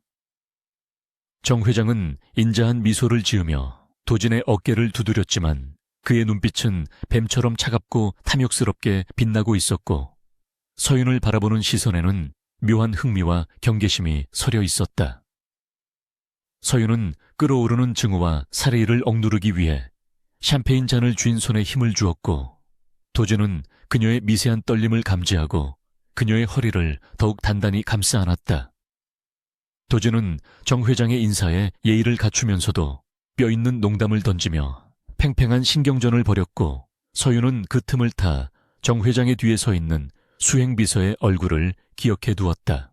잠시 후 도진이 다른 기업 총수들과 이야기를 나누는 사이 서윤은 잠시 화장을 고치겠다는 핑계로 자리를 비우고 정 회장의 수행비서가 사라진 방향으로 조용히 움직였다. 그녀는 정 회장이 오늘 이 자리에서 도진을 함정에 빠뜨리기 위해 무언가 흉계를 꾸미고 있다는 것을 직감적으로 알고 있었기에 선제 공격을 통해 그들의 계획을 무력화시켜야만 했다. 서윤이 인기척이 드문 2층 테라스 복도로 들어섰을 때 한 웨이터가 비틀거리며 그녀에게 다가와 와인을 쏟았고 서윤은 본능적으로 몸을 피했지만 드레스 자락에 붉은 얼룩이 지고 말았다. 웨이터는 과도할 정도로 사과하며 씻을 수 있는 곳으로 안내하겠다고 했지만 서윤은 그의 떨리는 목소리와 불안한 눈동자에서 이것이 명백한 함정임을 간파했다. 그녀는 모르는 척 웨이터를 따라 VIP 휴게실로 들어갔고 문이 닫히는 순간 방 안의 공기가 서늘하게 변하는 것을 느꼈다. 휴게실 안에는 정 회장의 사주를 받은 것으로 보이는 거구의 남자가 소파에 앉아 비릿한 웃음을 흘리며 기다리고 있었고 테이블 위에는 출처를 알 수 없는 약물이 든 술잔이 놓여 있었다. 남자는 서윤을 위아래로 훑어보며 도진의 여자를 망가뜨리면 그 오만한 놈이 어떤 표정을 지을지 궁금하다며 저속한 언어를 내뱉으며 다가왔다. 일반적인 여자라면 공포에 질려 비명을 질렀겠지만 서윤은 오히려 차가운 미소를 지으며 문을 잠그고 하이힐을 벗어 손에 들었다. 그녀는 남자가 방심한 틈을 타 번개처럼 달려들어 뾰족한 힐굽으로 남자의 발등을 정확히 찍어내렸고 남자가 고통에 몸을 숙이자 그대로 무릎으로 안면을 강타했다. 억소리도 내지 못하고 쓰러진 남자의 머리채를 잡은 서윤은 테이블 위에 있던 약물을 남자의 입에 강제로 들이부으며 이것이 네가 준비한 지옥이니 네가 먼저 맛보라고 싸늘하게 속삭였다. 약물에 취해 바닥을 뒹구는 남자를 냉정하게 바라보던 서윤은 흐트러진 머리를 정리하고 드레스에 묻은 와인 자국을 가리기 위해 준비되어 있던 쇼를 둘렀다. 그녀는 방금 전에 폭력적인 상황이 전혀 없었던 것처럼 우아한 자태로 휴게실 문을 열고 나오려 했지만 문 앞에서 걱정스러운 표정으로 서 있는 도진과 마주쳤다. 도진은 서윤이 사라진 시간이 길어지자 불안감을 느끼고 그녀를 찾아 나선 길이었는데 휴게실 안에서 들려오던 둔탁한 소리에 이미 상황을 짐작하고 있었다.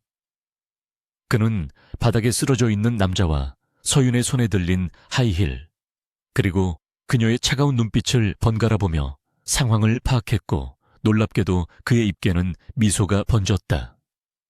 도진은 서윤에게 다가가 그녀의 뺨을 어루만지며 다친 곳은 없는지 물었고 서윤은 고개를 저으며 쓰레기를 처리하느라 조금 늦었다고 담담하게 대답했다.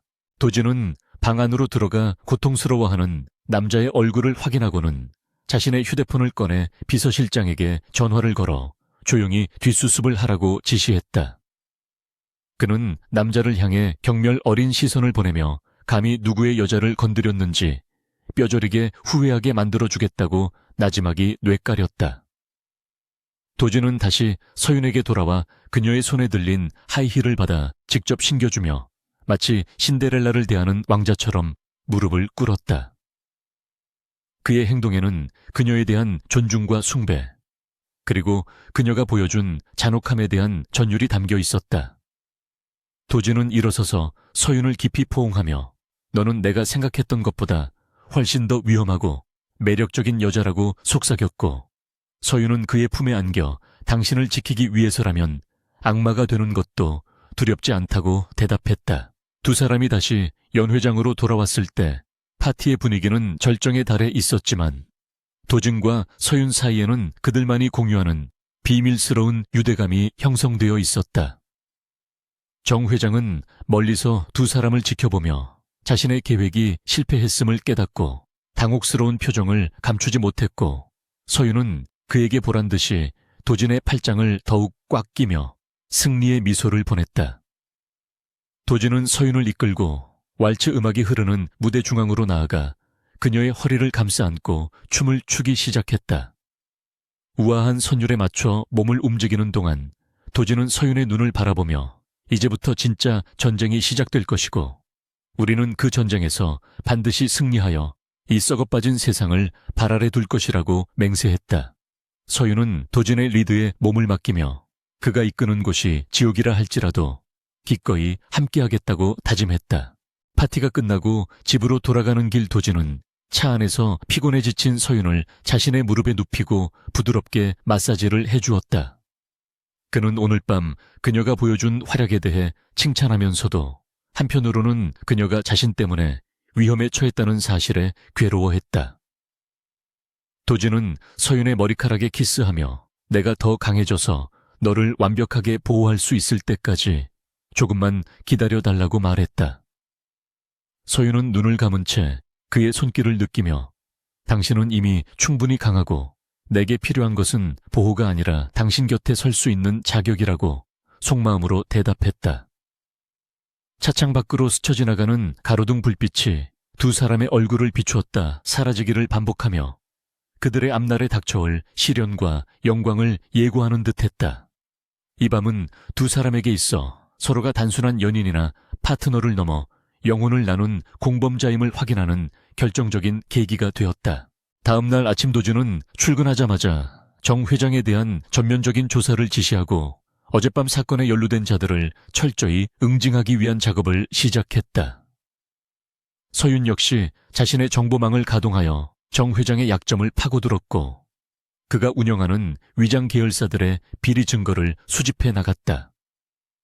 아우라 그룹의 본사 회의실에는 긴장감이 감돌았고 도준은 임원들에게 태산그룹과의 전쟁을 선포하며 모든 자원을 총동원하라고 명령했다. 직원들은 회장의 서슬 퍼런 기세에 눌려 숨소리조차 내지 못했지만 서윤만은 그의 곁에서 차분하게 회의 내용을 기록하며 필요한 조언을 건넸다. 도준은 가끔씩 서윤과 눈을 마주치며 그녀가 곁에 있다는 사실만으로도 무한한 힘을 얻는 것을 느꼈고 그녀를 위해서라도 절대 패배하지 않겠다고 다짐했다.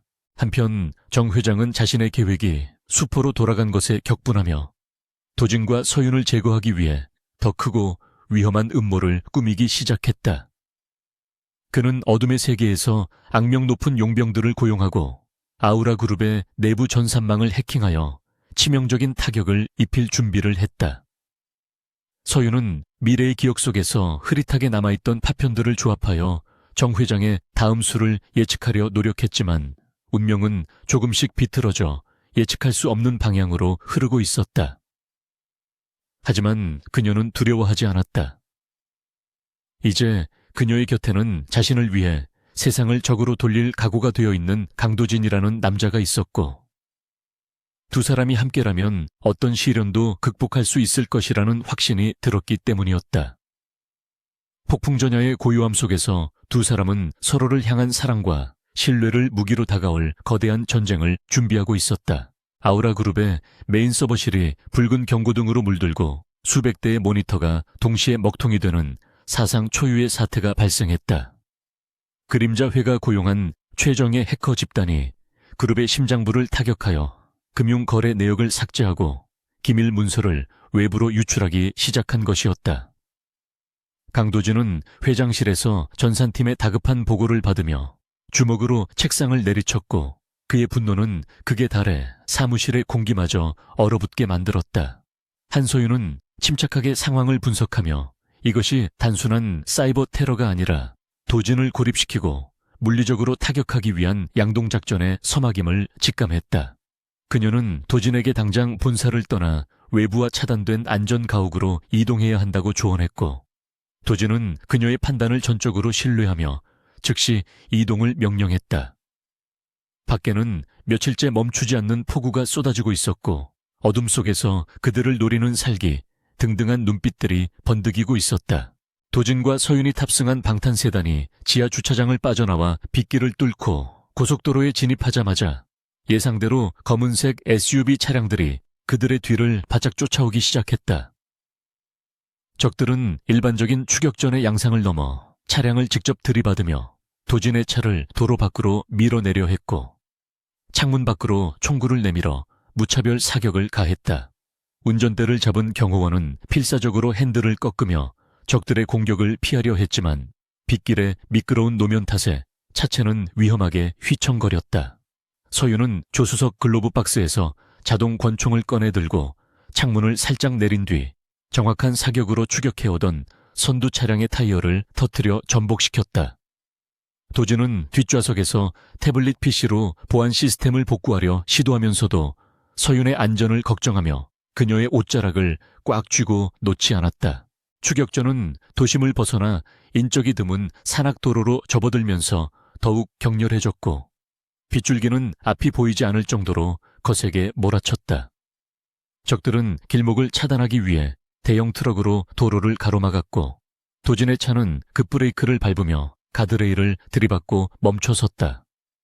차 안은 충격으로 인한 연기와 에어백 가루로 자욱해졌고 도진은 이명 때문에 멍한 정신을 차리며 가장 먼저 서윤의 이름을 불렀다. 서윤은 이마에서 피를 흘리면서도 도진의 안전벨트를 풀어주며 빨리 차에서 내려 숲으로 도망쳐야 한다고 다급하게 외쳤다.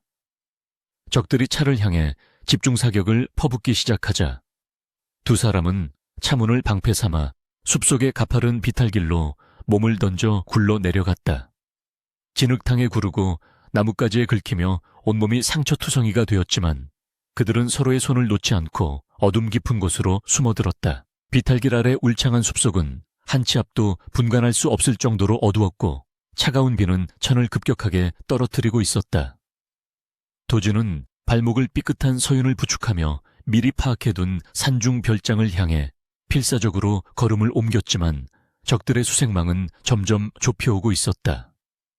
서윤은 과거의 기억을 더듬어 이 산속에 숨겨진 오래된 사냥꾼 오두막의 위치를 찾아냈고 그곳이 현재 상황에서 유일한 은신처가 될 수 있음을 알렸다. 두 사람은 덤불을 헤치고 계곡을 건너며 추격자들을 따돌리기 위해 일부러 흔적을 지우거나 가짜 흔적을 남기는 치밀함을 보였다.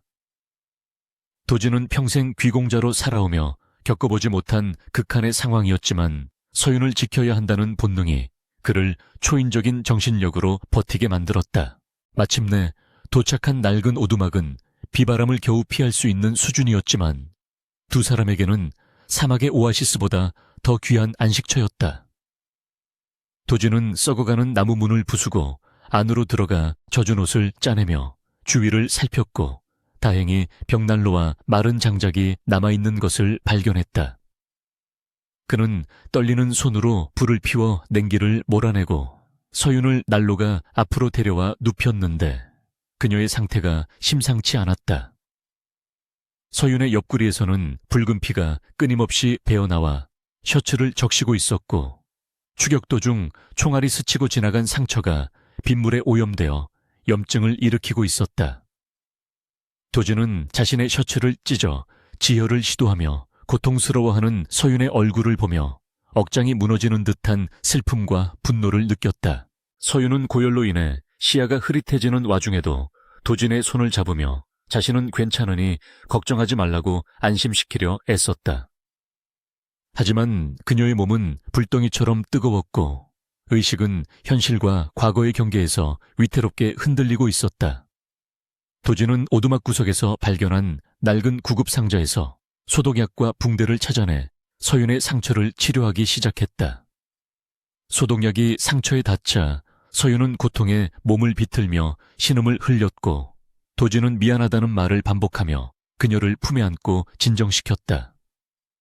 그는 자신이 가진 모든 권력과 재력도 지금 이 순간 사랑하는 여자의 고통을 덜어줄 수 없다는 사실에 깊은 무력감을 느끼며 스스로를 자책했다. 시간이 지날수록 서윤의 열은 더욱 오르고 그녀는 헛소리를 중얼거리기 시작했는데 그 내용은 도진에게 큰 충격을 주었다. 그녀는 혼몽 상태에서 이번에는 절대 당신이 죽게 두지 않을 거라고 울먹이며 폭발 사고와 배신자의 이름을 정확하게 언급했다. 그것은 아직 일어나지 않은 미래의 일들이었거나 혹은 도진이 누구에게도 말하지 않았던 극비사항들이었다. 도진은 서윤의 젖은 머리카락을 넘겨주며 그녀의 말에 귀를 기울였고 그녀가 단순한 예지자가 아니라 시간을 거슬러 자신에게 왔다는 믿기 힘든 사실을 어렴풋이 깨닫게 되었다. 그녀가 처음 만났을 때 보였던 그 슬픈 눈빛과 필사적인 행동들이 모두 설명되는 순간이었고 도진의 가슴은 그녀에 대한 연민과 사랑으로 걷잡을 수 없이 거니 요동쳤다. 도진은 서윤을 자신의 품에 더욱 꽉 끌어안고 그녀의 차가운 몸을 자신의 천으로 녹여주려 노력했다. 그는 서윤의 귓가에 끊임없이 속삭이며 네가 겪었던 그 끔찍한 미래는 다시는 오지 않을 것이라고 맹세했다. 서윤은 꿈속에서 과거의 도진이 피를 흘리며 죽어가던 장면을 다시 목격하고 비명을 지르며 깨어났지만 눈앞에는 살아있는 도진이 그녀를 걱정스럽게 바라보고 있었다.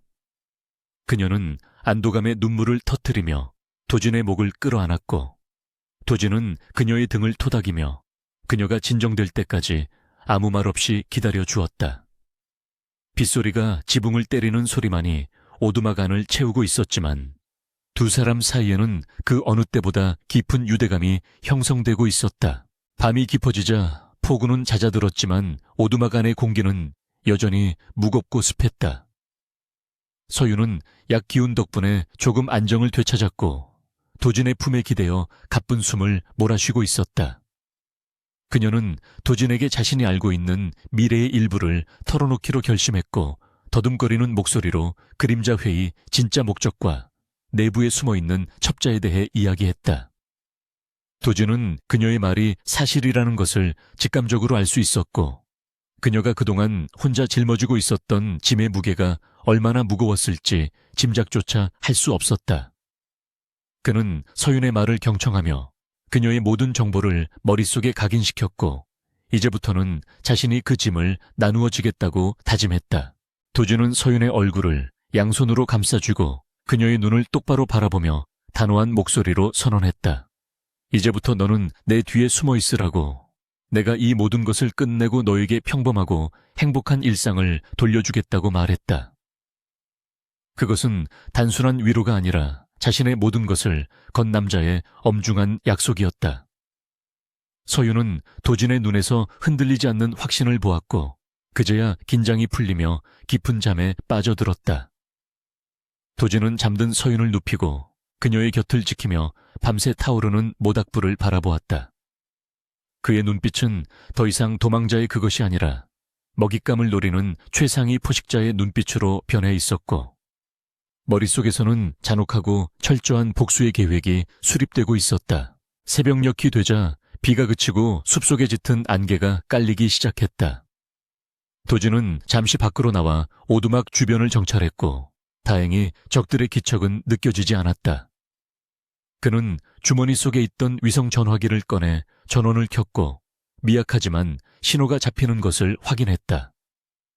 도진은 즉시 자신의 그림자 부대인 팬텀팀에게 좌표를 전송하고 최단 시간 내에 헬기를 띄워 구출하러 올 것과 적들을 섬멸할 준비를 하라고 지시했다. 통화를 마친 도진은 다시 오두막으로 들어와 여전히 잠들어 있는 서윤의 얼굴을 바라보며 씁쓸한 미소를 지었다.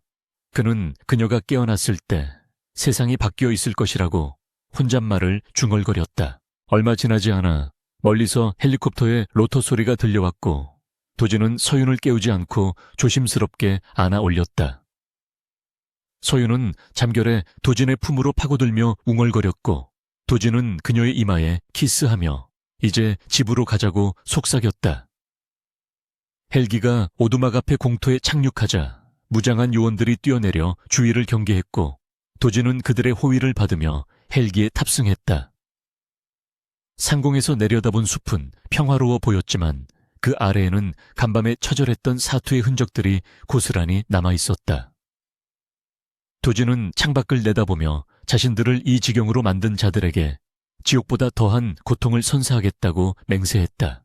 병원으로 이송된 서윤은 즉시 수술을 받았고 도진은 수술실 앞을 지키며 비서실장에게 그동안 수집한 증거들을 토대로 방역작전을 개시하라고 명령했다. 아우라 그룹의 법무팀과 홍보팀 그리고 비밀 보안팀이 동시에 움직이기 시작했고 적들은 예상치 못한 도진의 방역에 당황하며 무너져 내리기 시작했다. 서윤이 마취에서 깨어났을 때 그녀는 VIP 병실의 침대 위에 누워 있었고 도진은 그녀의 손을 잡고 곁을 지키고 있었다. 창밖으로는 맑게 갠 하늘이 보였고 도진은 서윤을 보며 따뜻한 미소를 지어 보였다. 서여윤은 몸을 일으키려 했지만 도진이 제지하며 아직 안정이 필요하다고 말했다. 그녀는 도진에게 상황이 어떻게 되었는지 물었고 도진은 모든 것이 통제해 있으며 너를 괴롭히던 악몽은 이제 끝났다고 대답했다. 하지만 서윤은 알고 있었다. 그림자 회의 수장이 아직 잡히지 않았고 그가 최후의 발악을 할 것이라는 사실을. 그녀는 도진에게 아직 안심할 때가 아니라고 경고했지만 도진은 그녀의 입술에 손가락을 대며 이제부터는 내가 알아서 할 테니 너는 나만 믿고 따라오라고 말했다. 도진의 자신감 넘치는 태도에 서윤은 불안감을 잠시 내려놓고 그의 뜻에 따르기로 했다. 며칠 후 서윤의 상태가 호전되자 도진은 그녀를 데리고 자신의 비밀 별장으로 거처를 옮겼다. 그곳은 외부와 완벽하게 차단된 요새와도 같은 곳이었고 도진은 그곳에서 서윤과 함께 지내며 그녀를 극진히 보살폈다. 그는 회사 일도 별장에서 원격으로 처리하며 한시도 서윤의 곁을 떠나지 않았고 그녀가 원하는 모든 것을 들어주었다. 서윤은 도진의 과도한 보호와 집착이 부담스러웠지만 그 속에 담긴 진심을 알기에 거부할 수 없었다. 두 사람은 평화로운 일상을 보내며 서로에 대한 사랑을 키워나갔지만 그 평화가 폭풍 전의 고요함이라는 것을 본능적으로 느끼고 있었다. 그러던 어느 날 도진이 잠시 자리를 비운 사이 서윤에게 한 통의 발신자 표시 제한 전화가 걸려왔다. 수화기 너머에서는 변조된 음성으로 도진을 살리고 싶다면 혼자서 지정된 장소로 나오라는 협박이 들려왔다. 서윤은 이것이 뻔한 함정이라는 것을 알았지만 도진을 위험에 빠뜨릴 수 없다는 생각에 전화를 끊고 깊은 고민에 빠졌다. 그녀는 도진에게 알리지 않고 혼자서 문제를 해결하려 했지만 도진이 그녀의 이상한 낌새를 눈치채고 방으로 들어왔다. 도진은 서윤의 손에 들린 전화기를 빼앗아 통화 기록을 확인하고는 차갑게 굳어버린 표정으로 그녀를 바라보았다. 도진은 서윤의 어깨를 잡고 나를 바보로 아느냐고, 화를 내며 왜 또 혼자서 희생하려고 하느냐고 소리쳤다. 서윤은 눈물을 글썽이며 당신이 다치는 것을 볼 수 없어서 그랬다고 대답했다. 도진은 한숨을 내쉬며 서윤을 끌어안고 우리는 한 배를 탄 운명 공동체이니 죽어도 같이 죽고 살아도 같이 살자고 말했다. 그는 서윤에게 적들이 원하는 대로 해주겠지만 그 결과는 그들이 상상하는 것과 다를 것이라고 말하며 비릿한 미소를 지었다. 두 사람은 서로의 눈을 바라보며 마지막 결전을 위한 준비를 시작했고 그들의 눈빛은 결의로 불타오르고 있었다. 차가운 시멘트 바닥의 냉기가 척추를 타고 올라오며 한서윤의 의식을 날카롭게 깨웠고 그녀는 무거운 눈꺼풀을 들어 올리며 흐릿한 시야를 확보하려 애썼다. 콧속을 찌르는 녹슨수의 냄새와 곰팡이 냄새는 그녀의 기억 깊은 곳에 봉인되어 있던 전생의 죽음의 순간을 생생하게 소환하며 공포감을 자극했다. 이곳은 과거 그녀가 비참하게 생을 마감했던 바로 그 폐공장이었으며 운명의 수레바퀴가 다시 한번 그녀를 이 죽음의 무대로 데려다 놓은 것이었다.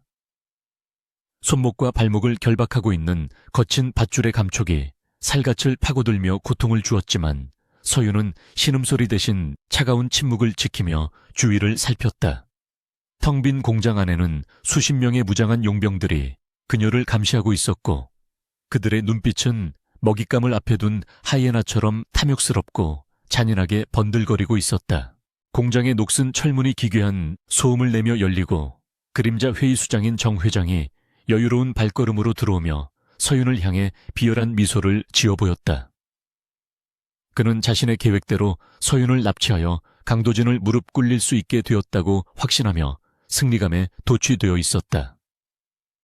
정 회장은 서윤의 턱을 지팡이 끝으로 들어 올리며 도진이 너를 구하기 위해 자신의 모든 것을 포기하고 이곳으로 오고 있다는 사실을 조롱하듯 내뱉었다.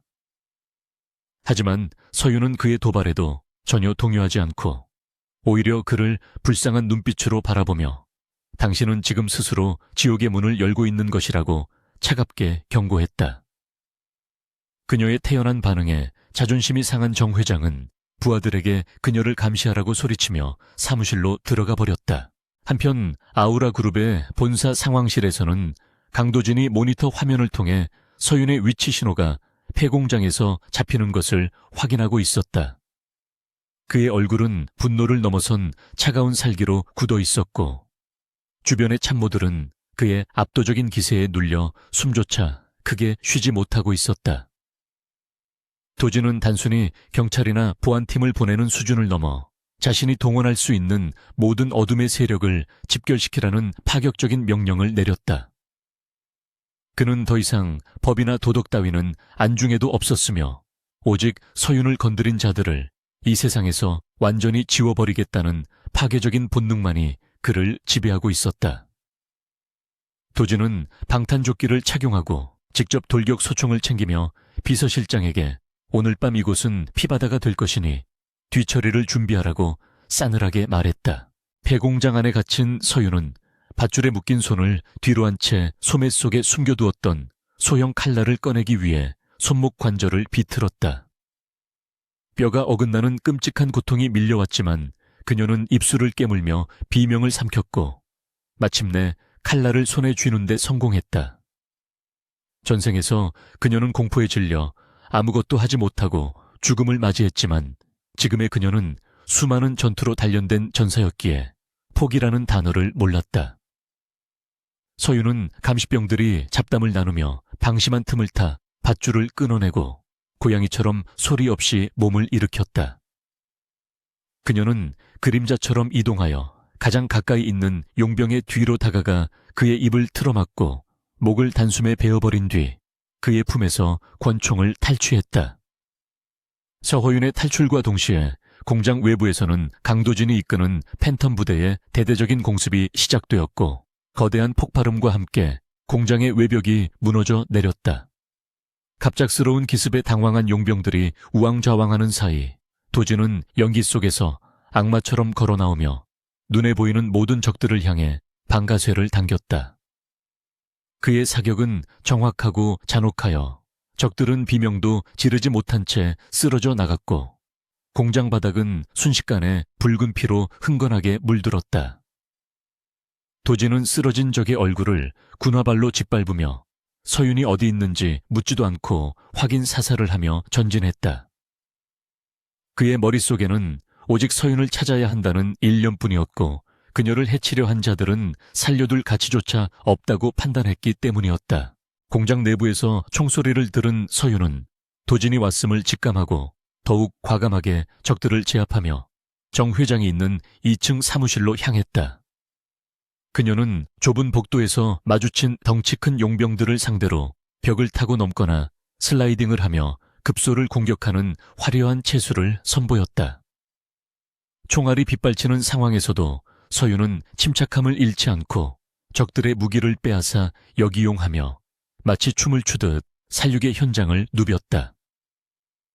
그녀의 흰 블라우스는 적들의 피로 붉게 물들었지만 그녀의 눈빛은 그 어느 때보다 맑고 형형하게 빛나고 있었다. 이것은 단순한 탈출이 아니라 과거에 자신을 죽였던 운명에 대한 정면 도전이자 스스로의 힘으로 삶을 쟁취하려는 처절한 몸부림이었다. 도주는 공장 1층을 완전히 장악한 후 2층으로 올라가는 계단에서 기관총을 난사하며 저항하는 적들을 쓸어버렸다. 그의 눈앞을 가로막는 것은 아무것도 없었고 그는 마치 파괴의 신이 강림한 듯 무시무시한 위압감을 뿜어내고 있었다. 그때 2층 난간에서 한 용병이 도진을 향해 로켓포를 발사하려 했지만 어디선가 날아온 단검이 그의 목에 꽂히며 로켓포는 엉뚱한 방향으로 발사되어 천장을 뚫어버렸다. 도진이 고개를 들어 단검이 날아온 방향을 보니 그곳에는 피투성이가 된 채 거친 숨을 몰아쉬고 있는 서윤이 서 있었다. 도진은 그녀가 살아있다는 사실에 안도하는 동시에 그녀의 몸에 묻은 피를 보고 이성을 잃고 포효하며 남은 적들에게 달려들었다. 서윤과 도진은 2층 복도에서 합류하여 등을 맞대고 남은 적들을 처리하기 시작했는데 두 사람의 호흡은 완벽 그 자체였다. 도진이 전방의 적을 사살하면 서윤은 후방에서 접근하는 적을 제압했고 두 사람은 말 한마디 없이도 서로의 의도를 완벽하게 파악하고 움직였다. 탄창이 비면 서로의 총을 교환하고 위험한 순간에는 몸을 던져 서로를 보호하는 그들의 모습은 전장의 연인 그 이상이었다. 마침내 마지막 용병이 쓰러지고 정 회장의 사무실 문만이 그들 앞을 가로막고 있을 때 두 사람은 잠시 숨을 고르며 서로의 얼굴을 바라보았다. 도진은 피 묻은 손으로 서윤의 뺨을 감싸며 다친 곳은 없는지 물었고, 서윤은 고개를 끄덕이며 당신이 와줄 줄 알았다고 미소 지었다. 도진은 거칠게 사무실 문을 박차고 들어갔고, 그곳에는 공포에 질려 벌벌 떨고 있는 정 회장이 구석에 처박혀 있었다. 정 회장은 도진을 보자마자 살려달라고 애원하며 자신이 가진 모든 재산과 비밀 장부를 넘기겠다고 비굴하게 협상하려 들었다.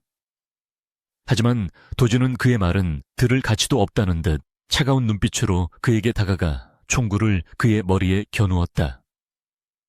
정 회장은 최후의 발악으로 숨겨두었던 호신용 권총을 꺼내려 했지만 서윤이 먼저 달려와 그의 손목을 밟아 부러뜨리고 권총을 멀리 차버렸다. 서윤은 고통스러워하는 정 회장을 내려다보며 이것은 당신이 저지른 죄에 대한 대가이며 과거와 미래의 모든 악연을 여기서 끝내겠다고 선언했다. 도진은 서윤을 뒤로 물러나게 한 뒤 정 회장의 멱살을 잡고 일으켜 세워 창문 밖으로 보이는 불타는 공장을 보여주었다. 그는 정 회장에게 네가 건드린 여자가 내게 어떤 존재인지 똑바로 보라며 너 같은 쓰레기가 감히 넘볼 수 없는 사람이라고 으르렁거렸다. 도진은 망설임 없이 방아쇠를 당겼고 정 회장은 단말마의 비명과 함께 바닥으로 쓰러지며 비참한 최후를 맞이했다. 총성이 멈추고 방 안에는 정막만이 감돌았지만 그것은 모든 것이 끝났음을 알리는 평화의 시작이었다. 도진은 총을 내려놓고 서윤에게 다가가 그녀를 와락 껴안았고 서윤은 그의 품에서 참았던 눈물을 터뜨렸다. 도진은 서윤의 머리카락에 얼굴을 묻고 그녀의 채취를 맡으며 미친 듯이 뛰던 심장을 진정시키려 노력했다. 그는 그녀를 잃을지도 모른다는 공포가 얼마나 끔찍했는지 고백하며 다시는 이런 일이 일어나지 않도록 하겠다고 맹세했다. 서윤은 도진의 등을 쓰다듬으며 당신 덕분에 운명이 바뀌었고 이제 우리는 자유라고 위로했다. 두 사람은 피와 죽음의 냄새가 진동하는 곳에 있었지만 서로의 천을 통해 살아있음을 강렬하게 느끼고 있었다.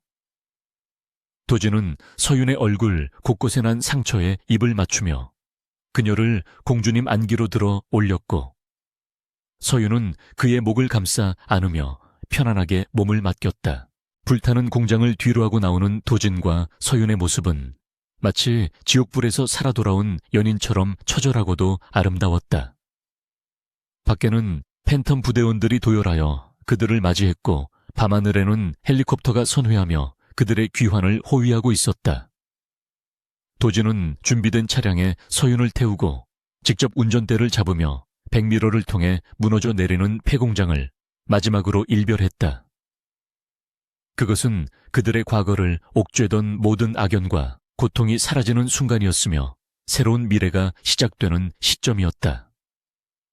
차가 어둠을 뚫고 도시를 향해 질주하는 동안 도진은 한 손으로 운전하며 다른 한 손으로는 서윤의 손을 꽉 잡고 절대 놓지 않았다. 안전한 곳으로 이동하는 차 안에서 서윤은 긴장이 풀리자 급격한 피로를 느끼며 도진의 어깨에 기대어 잠이 들었다. 도진은 잠든 그녀의 평온한 얼굴을 바라보며 자신이 평생을 바쳐 지켜야 할 단 하나의 이유를 다시 한번 확인했다. 그는 이제 그녀를 위해서라면 세상의 왕이 될 수도 있고 악마가 될 수도 있다는 것을 깨달았다. 창밖으로 새벽 여명이 밝아오며 붉은 태양이 떠오르고 있었는데 그것은 그들이 맞이할 새로운 하루가 찬란하게 빛날 것임을 예고하는 듯 했다. 도진은 서윤의 손등에 키스하며 사랑한다고 나직하게 속삭였고 그 목소리는 엔진 소리에 묻혀 흩어졌지만 그녀의 꿈속까지 전달되었을 것이라 믿었다. 며칠 뒤 세상은 아우라 그룹의 경쟁사들과 정 회장의 일파가 몰락했다는 뉴스로 떠들썩했지만 정작 그 중심에 있는 도진과 서윤은 세상과 단절된 채 둘만의 시간을 보내고 있었다. 도준은 서윤의 상처가 완전히 나을 때까지 그녀를 침대 밖으로 내보내지 않으려 했고, 서윤은 그런 그의 과잉보호에 투덜거리면서도 행복한 미소를 감추지 못했다. 그들은 서로의 상처를 보듬어주고 치유하며 더욱 단단한 사랑을 키워나갔다. 이제 그들 앞에는 그 어떤 장애물도 없었으며 오직 서로를 향한 깊은 애정과 신뢰만이 남아있을 뿐이었다. 계절이 바뀌어 차가웠던 겨울바람이 물러가고 따스한 봄 기운이 아우라 그룹의 본사 정원에 가득 채워질 무렵, 한서윤과 강도진의 삶에도 완벽한 평화가 찾아왔다. 지난 몇 달간 대한민국을 떠들썩하게 만들었던 정 회장 일가의 몰락과 그에 따른 대대적인 기업 구조 조정은 마무리 단계에 접어들었고, 도준은 그 혼란의 중심에서 더욱 강력한 제왕으로 거듭나 있었다. 하지만 세간의 이목을 가장 집중시킨 것은 냉혈한으로 악명 높았던 강도진 회장이 자신의 비서실장인 한서윤에게 보여주는 맹목적인 사랑과 파격적인 대우였다. 도준은 이제 더 이상 자신의 감정을 숨기려 하지 않았고, 회사의 공식적인 행사나 사적인 모임 어디에서든 서윤의 손을 놓지 않으며 그녀가 자신의 유일한 연인이자 동반자임을 만천에 공표했다. 사람들은 서윤을 향해 경외심 어린 시선을 보내며 그녀를 아우라의 안주인으로 인정하기 시작했고, 그녀의 말 한마디는 곧 도진의 명령과도 같은 무게를 가지게 되었다. 서여윤은 회장실의 통유리창 너머로 내려다 보이는 서울의 정영을 바라보며 자신의 손목시계를 확인했는데, 오늘은 바로 전생에서 그녀가 비참한 죽음을 맞이했던 그 날짜였다. 하지만 과거의 기억 속에서 그녀를 괴롭히던 화염과 고통은 이제 온데간데 없고, 오직 도진이 선물해준 평온한 일상만이 그녀를 감싸고 있었다. 그녀는 무의식적으로 자신의 가슴에 손을 얹으며 운명의 수레바퀴가 완전히 다른 궤도로 진입했음을 실감했고, 가슴 깊은 곳에서 벅차오르는 안도감에 눈시울이 붉어졌다. 그때 뒤에서 따뜻한 온기가 느껴지며 도진의 단단한 팔이 그녀의 허리를 감싸 안았고, 그의 부드러운 입술이 그녀의 목덜미에 닿았다.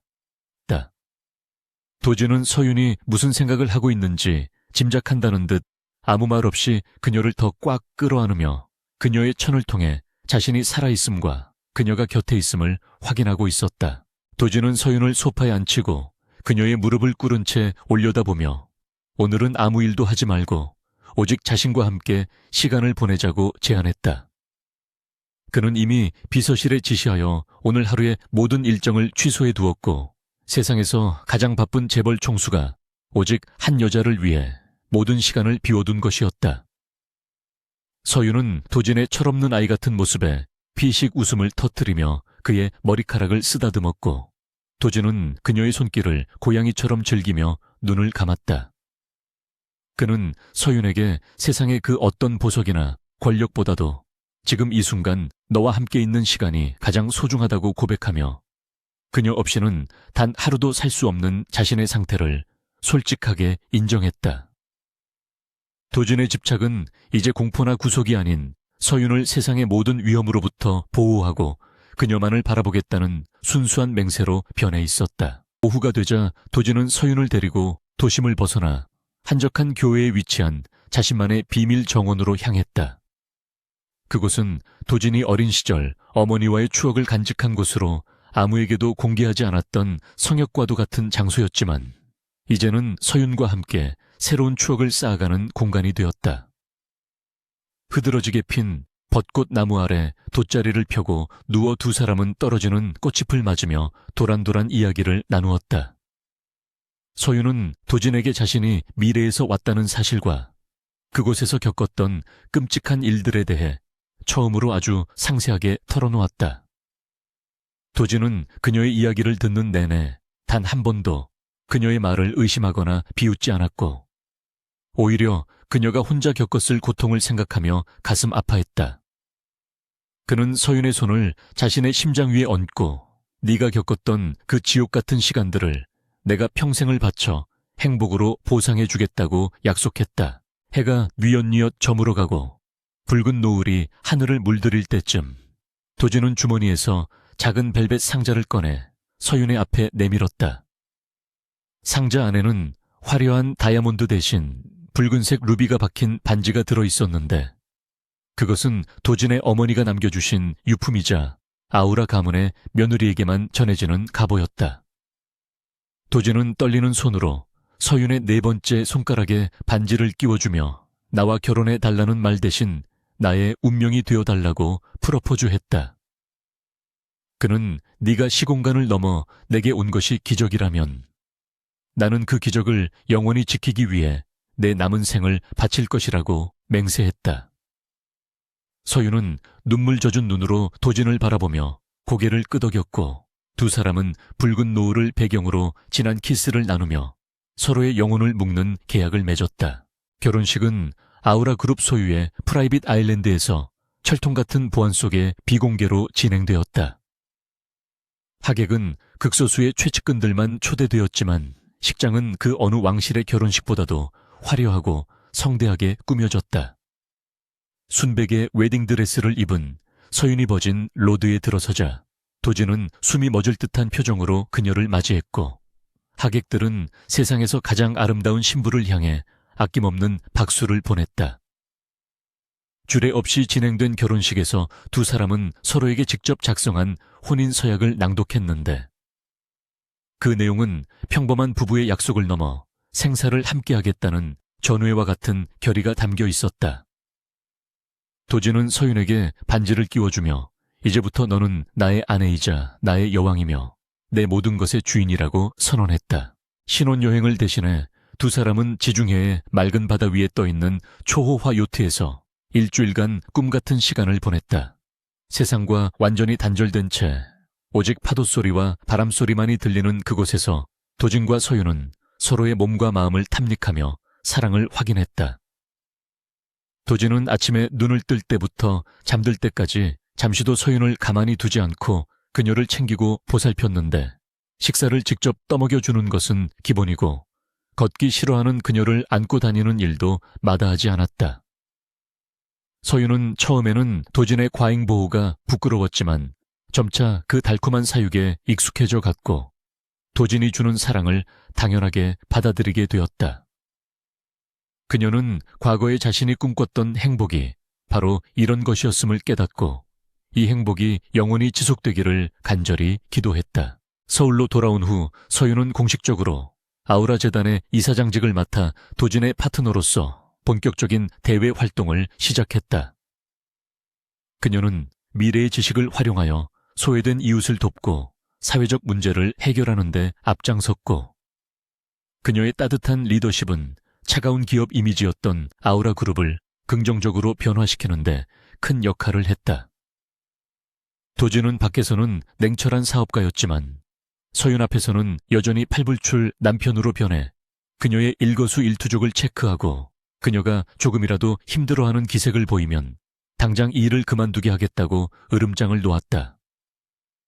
직원들은 회장님의 못 말리는 아내 사랑에 고개를 절레절레 흔들면서도 두 사람의 모습이 보기 좋다며 부러워했다. 어느 날 밤 서윤은 잠든 도진의 얼굴을 바라보며 서재 책상에 앉아 일기장을 펼쳤다. 그녀는 자신이 시간 여행을 하게 된 이유에 대해 오랫동안 고민해왔지만 이제는 그 답을 알 것 같았다. 그것은 단순히 과거를 바꾸기 위함이 아니라 고독하게 죽어갈 운명이었던 한 남자를 구원하고 그 사랑을 통해 자신 또한 구원받기 위함이었다는 것을.